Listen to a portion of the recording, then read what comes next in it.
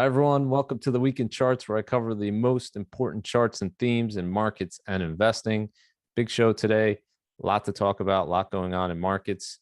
The Weekend Charts is brought to you by my friends at Y Charts. Take a look at the show notes to get a free trial to Y Charts and 20% off when you first sign up for the service. So first topic I want to talk about is the historic rally we've seen in the S&P 500 over the last 4 trading days. I put out this poll on Twitter here at the bottom, you can see, asking if you'd be more surprised by a 10% rally in the S&P 500 or a 10% decline from those levels. And the poll was done right around here. So last Monday, before we saw the advances. And as you can see, most people thought they'd be more surprised by a rally. So the sentiment was pretty bearish, and we've talked about that, and the conditions were ripe for a bounce, but I don't think anyone expected this type of bounce to occur. So what we saw was 4 consecutive trading days in the S&P 500 where the index gained over 1% each and every day. And so that's something pretty rare. We haven't seen that many times in history. And so I went back and looked at the data to see just how rare that was. And so this table here shows you all of the times that's happened since 1928. And as you can see, very few times. This is just the 15th time that's happened. And interestingly, if you look at the table, what you'll notice and probably jump out at you is many times this has occurred near a bear market low. So if we look at 1982 or 1974, 1970, 1962, these are all prominent bear markets that people remember from history. And you saw this situation where the market rallied 4 straight days greater than 1% coming out of those bear markets. So the question, of course, today is, are we seeing something similar? And of course, we have to say a few things here. Number one, this is a very small sample size. So having this number of data points is not enough. It's not really statistically significant to say that this is something that's repeatable in the future. Also, you have to keep in mind that every time in markets is different. And today's situation is really quite different than these other situations in the fact that you have the S&P 500 never entered a bear market. So from peak to trough, the S&P was down around 15% from its high in January of this year. So not quite at that 20% threshold. You also have instances where it was not a bear market low, but just a dead cat bounce. So if we look during the Depression in 1930 and 1931, and again in 1933, and one more time in 1942, we saw the market rally 4 straight days, but then only go down to hit lower lows. So of course, there's no indicator that's foolproof. It's more of an interesting stat to look at. It's not necessarily actionable, but very interesting to see the market rally like that after sentiment being so depressed. So next thing I want to talk about is volatility. So if you've been watching the markets of late, you've probably noticed big swings in both direction, really heightened volatility since Russia invaded Ukraine. So what we saw in terms of the VIX is an elevated level of VIX that we haven't seen too many times in recent history. So if we look at the level of the VIX, it was over 30 for 11 consecutive trading days, which has happened only a handful of times since the VIX started in 1990. So you can see those times I've listed here, and pretty much all of them occurred in bear markets. So 1998, you had a 20% bear. 2001 was after 9/11, and that was in the middle of a bear market. 2002, you have these 2 examples near the end of that bear market, which ended in October 2002. Then we had a double dip kind of situation where we didn't break the 2002 lows in early 2003, but you had the war in Iraq that started right around that time. So elevated volatility in the market was selling off. It would bottom then in March 2003.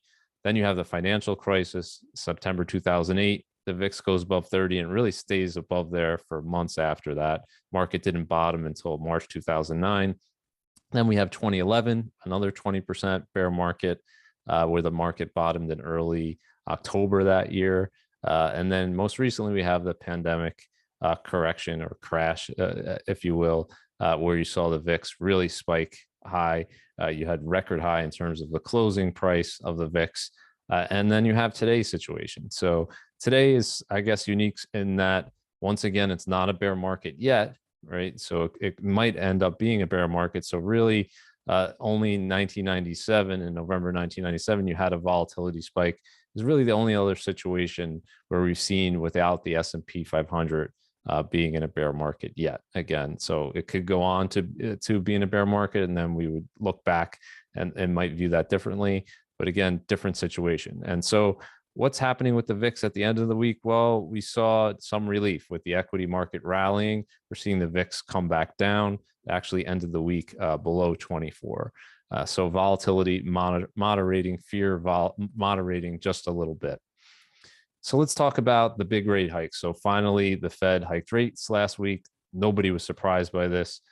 Pretty much everyone expected the rate hike and has been expecting it for months now, and it finally happened. So the Fed took rates up 25 basis points to a new range of 25 to 50 basis points. And importantly, and again, this was expected as well, the Fed indicated that they were going to hike in their projections 6 more times this year. So pretty much at every single meeting, another 25 basis point hike.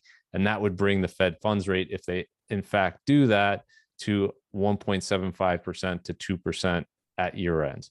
And so, as we've talked about, will the Fed end up being that aggressive? Well, that's dependent on many data points. And I think Powell made that clear that, if the trajectory of inflation changes or employment changes, we could see that that change into year end. So they might end up being more aggressive if inflation really gets out of hand, and they might be less aggressive if we start to see inflation moderate and we see economic weakness. But I put together this table, and I think it's an important one to look at, showing you really where the Fed's policy, how it stacks up versus the rest of the world. So after that 25 basis point hike, I sorted here by the real central bank rate. And if we look at the real central bank rate over here in this column, you'll see that the US is still among the easiest monetary policy in the world. Really, in the developed world, at negative 7.5%, this is the lowest we're seeing anywhere. So, as we've talked about, a 25 basis point hike doesn't mean that all of a sudden we have tight monetary policy. We're still far from that, given inflation's at 7.9% and still rising. So the Fed is still very much easy.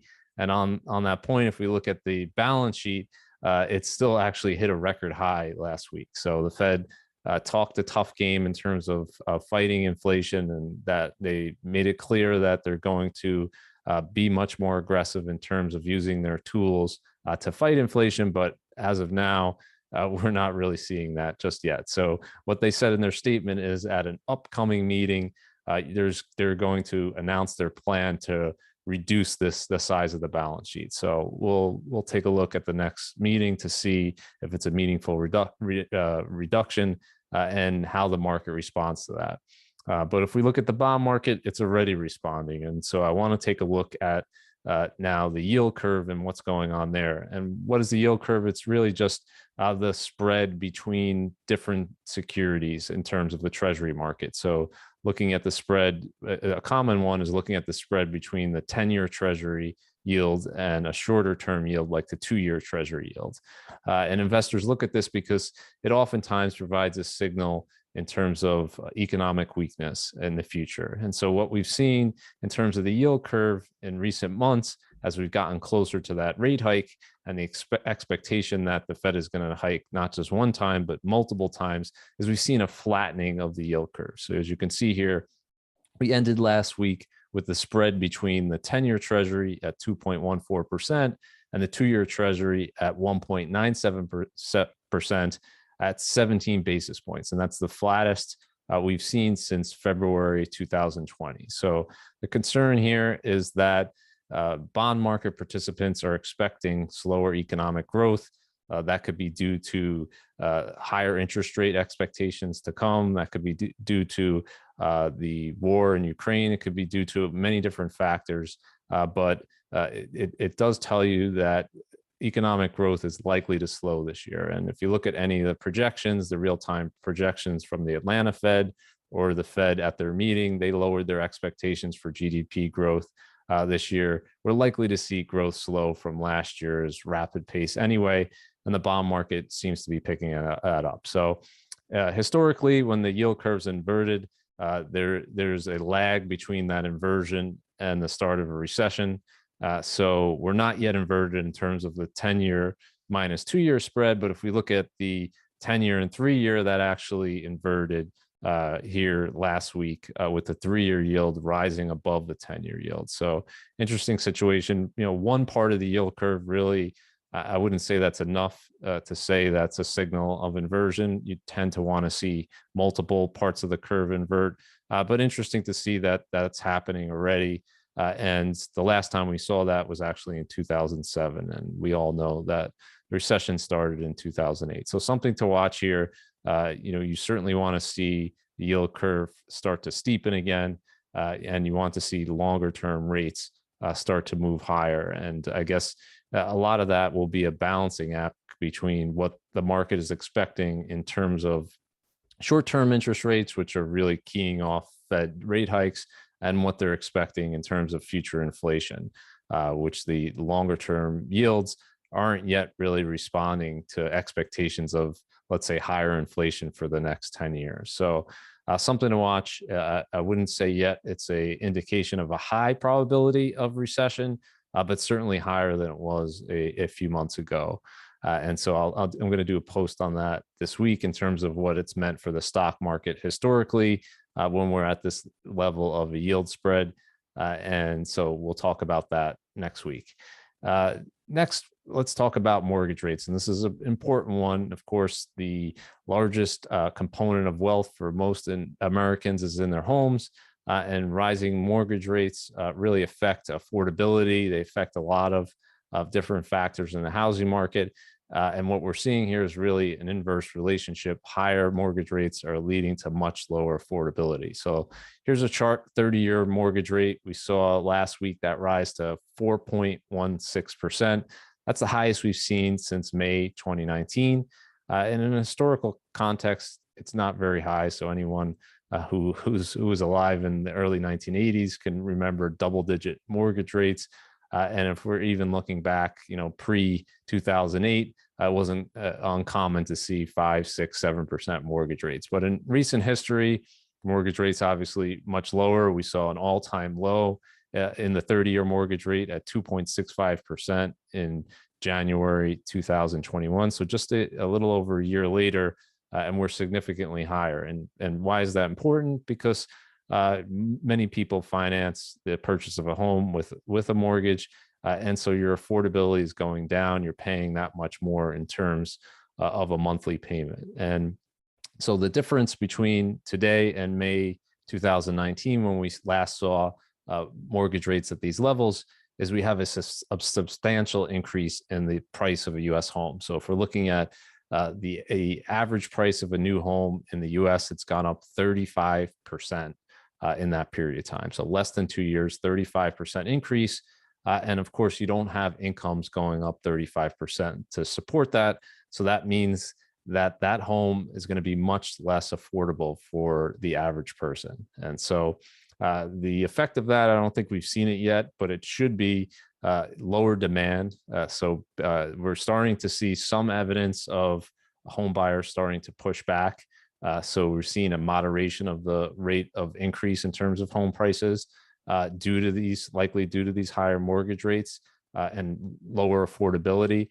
But the other side, I think, has to come as well to really alleviate the supply-demand imbalance. And we need to see more supply. We just need to see more homes available for purchase. And on that front, we got some good news last week with housing starts. So housing starts, the number of new homes that home builders are starting to build here is the highest we've seen since 2006. So more supply is coming. Demand is likely to go down or moderate at least with this increase in the mortgage rate and lower affordability.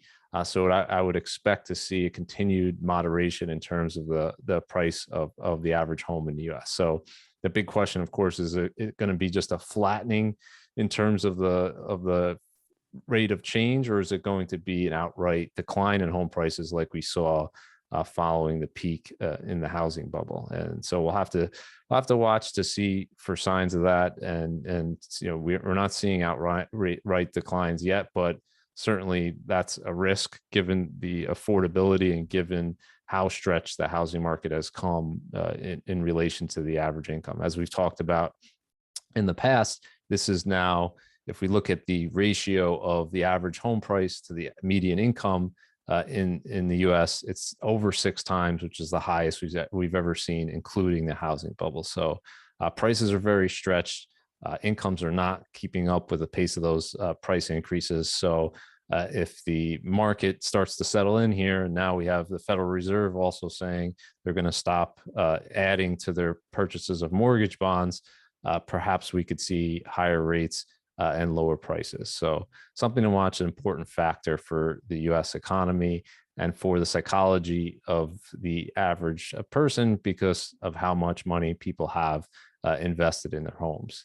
So here's a crazy scenario that we saw last week. And when we talk about crashes, we often talk about price declines, rapid price declines. And we saw that obviously with Russian securities. And we talked about how unusual the rapid declines were in those securities, just multi-standard deviation events really collapse in a very short period of time. And what's interesting last week is we saw the reverse of that. And first, I want to talk about the backdrop behind that. So here's a chart showing the China Internet ETF.